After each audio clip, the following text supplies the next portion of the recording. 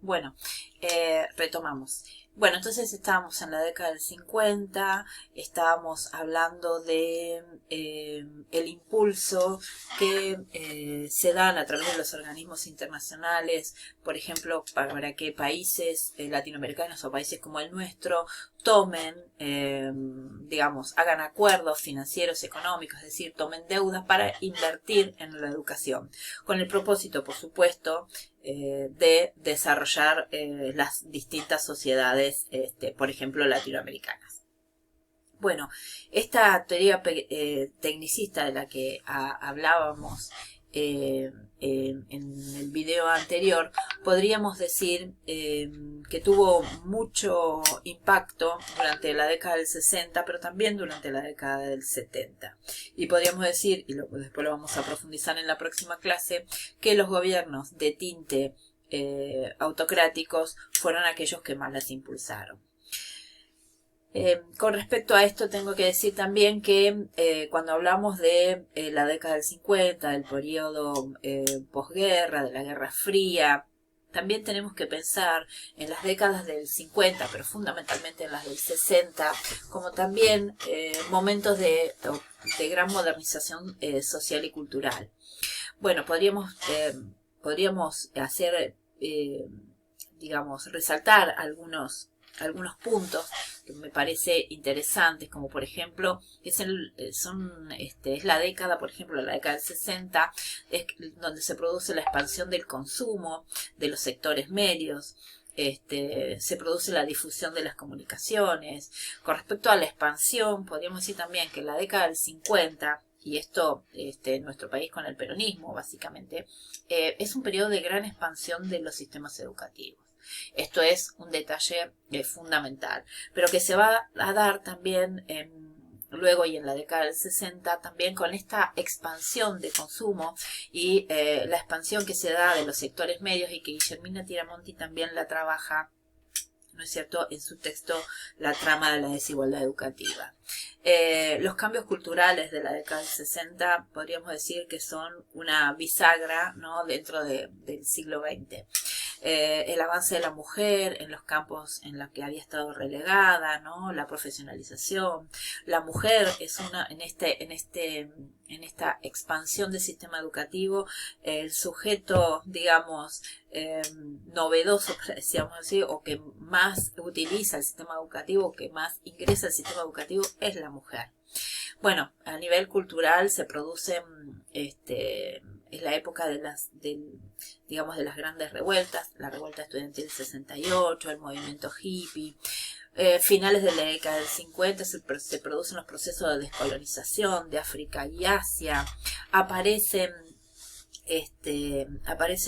posturas ideológicas que tienen que ver con esta cuestión de la liberación de los pueblos, de los derechos de las personas, ¿no? Aparece la de Iglesia a través de la teoría, digamos, aparece la teoría de la liberación, la teología de la liberación, la filosofía de la liberación, es decir, un cúmulo de elementos y de elementos ideológicos que van a conformar un nuevo, podríamos decir, un nuevo paisaje, ¿no?, en el mundo occidental, y que van a poner de relevancia algunos aspectos a partir de digamos, de una mirada crítica. Podemos decir también que la década del 60 es la década donde surge, ¿no?, digamos, de una manera mucho más central, el campo de las ciencias sociales, ¿no? El campo de las ciencias sociales, que en nuestro país se va a dar a través de la aparición de la creación, mejor dicho, de carreras, ¿no?, en la Universidad de Buenos Aires, como son psicología, sociología y ciencias de la educación, que de alguna manera van a empezar a llevar ese ojo crítico como para realizar el análisis de la realidad que hasta hoy el campo de las ciencias sociales aporta, ¿no? Es decir, entonces, que esta concepción, podríamos decir, esta idea, estas ideologías que nosotros vamos a ir viendo, este cambio en el marco de las ideologías que se van a producir a partir de la década del 60, pero que se van a profundizar después en el 70, ya veremos la semana que viene, van a producir también un análisis que tiene que ver con cuál es el rol de la educación digamos, en este juego del desarrollo, no desarrollo, en este juego de las posibilidades de vida feliz que prometía o de progreso que se prometía en determinada época, la aparición del consumo como un elemento clave, ¿no? Hasta hoy, digamos, ligado a las grandes masas de población. En la década del 80, Dermeval Saviani, discípulo de Freire, hace un artículo que se denomina las teorías de la educación y el problema de la marginalidad en América Latina. En este texto, pensemos que en la década del 80, él es brasileño, en la década del 80 todavía quedaban en Brasil grandes bolsones de analfabetismo, básicamente ligados a digamos, los sujetos rurales, ¿no? Es decir, entonces, y esto era un fenómeno que se producía en América Latina, fundamentalmente en aquellos países en donde el Estado había tardado más en, de alguna manera, imponer mediante la ley los sistemas los sistemas escolares comunes. Bueno, Dermeval Saviani, en ese texto que es muy interesante, habla él hace una división, ¿no? Habla de las teorías no críticas y las teorías críticas reproductivistas, habla de las teorías de educación en función de si ellas atendían, ¿no? O veían a la educación como un instrumento de igualación social o como un instrumento de discriminación social. Él básicamente a través de este artículo hace un análisis y hace esta división y define que dentro de las teorías no críticas, dice, son aquellas que entienden que la educación es un instrumento de igualación social y de superación de la marginalidad, pero por supuesto con una mirada totalmente acrítica, ¿no es cierto?, de la sociedad en la cual se encuentran emplazados estos sistemas escolares. En ese grupo pone a la pedagogía tradicional, a la pedagogía nueva y a la pedagogía tecnicista que hemos estado viendo hasta aquí, desde la clase pasada y hasta aquí en la clase de hoy. En realidad, fíjense que habla de pedagogía tradicional, pedagogía nueva y pedagogía tecnicista, y después habla de las teorías críticos reproductivistas. En realidad, si bien las primeras son teorías pedagógicas, las segundas son teorías sociológicas, es decir, teorías que explican, ¿no?, el funcionamiento de los sistemas escolares nacionales, básicamente. Las teorías críticas reproductivistas, dice Saviani, son aquellas que entienden que la educación es un instrumento de discriminación social y por lo tanto un factor de marginalidad.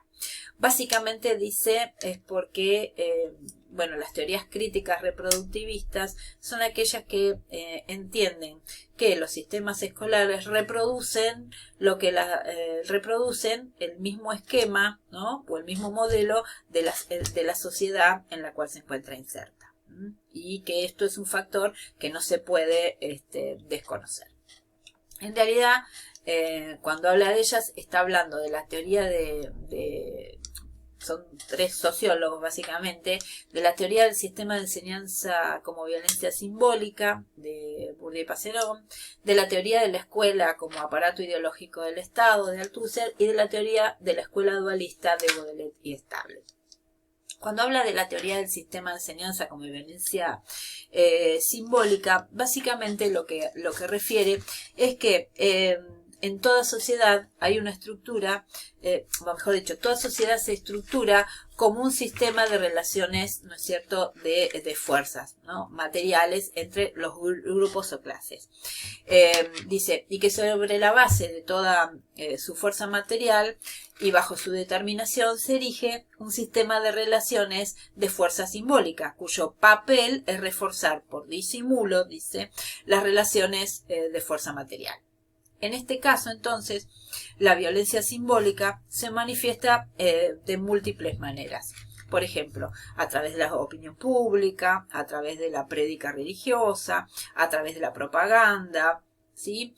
Bourdieu y Passerón en su obra La reproducción, lo que analizan o la intención que tienen es analizar la acción pedagógica de los sistemas escolares y parten, ¿no es cierto?, de esa teoría general de violencia simbólica y buscan explicar cómo la acción pedagógica entonces es una imposición arbitraria, ¿no es cierto?, de la cultura de las clases dominantes a las clases dominadas. Bien, obviamente que esta teoría no deja duda, de acuerdo a sus autores, que la educación vista desde este lugar es una reproducción, o mejor dicho, ayuda a reproducir las igualdades que la sociedad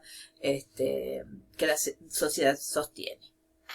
Bueno, por otro lado, está la teoría de la escuela como aparato ideológico del Estado. Aquí, en este caso, tenemos la idea de Althusser, donde encontramos los aparatos ideológicos del Estado y los aparatos represivos del Estado.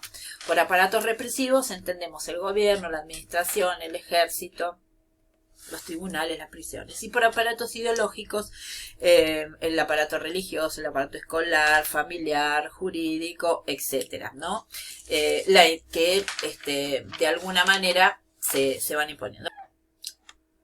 Bueno, entonces, como decíamos, el concepto de aparato ideológico escolar, en lugar, según Althusser, de ser un instrumento de igualación social, constituye un mecanismo construido por la burguesía para garantizar y perpetuar sus intereses, ¿sí? Esto, de alguna manera, se ve también complementado con la teoría de la escuela dualista, de Baudelaire y Stablet.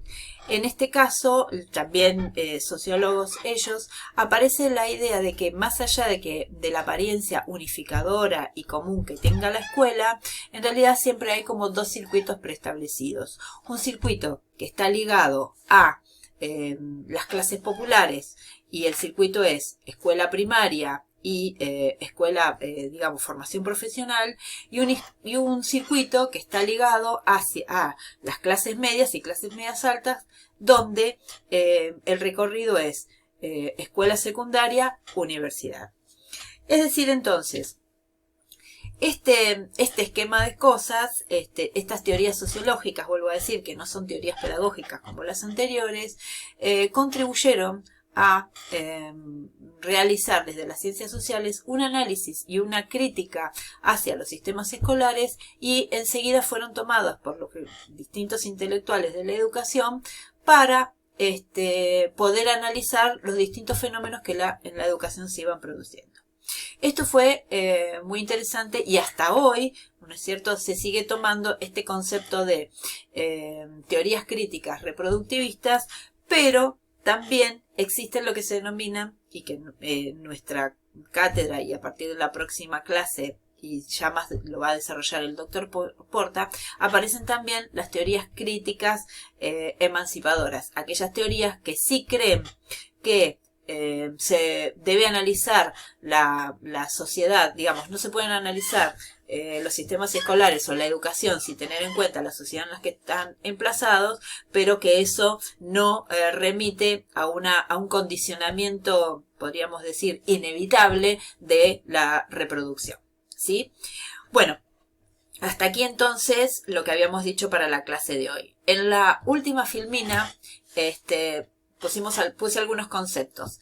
Básicamente, para recordar, el Estado, podríamos decir que contribuyó durante toda esta época, uno de los rasgos fundamentales es la expansión de los sistemas educativos. La educación formó recursos humanos, digamos, entendía la formación de los recursos humanos para el desarrollo económico social. El papel del maestro, fundamentalmente a partir de esta teoría del capital humano y de esta teoría tecnicista, era de reproductor, con una altamente burocratizada tarea. Les dejé para el final un enlace para que puedan trabajar, si quieren, por supuesto. Ahí les pongo tranquilos, esta actividad no es obligatoria y nos vemos en la próxima clase. Gracias.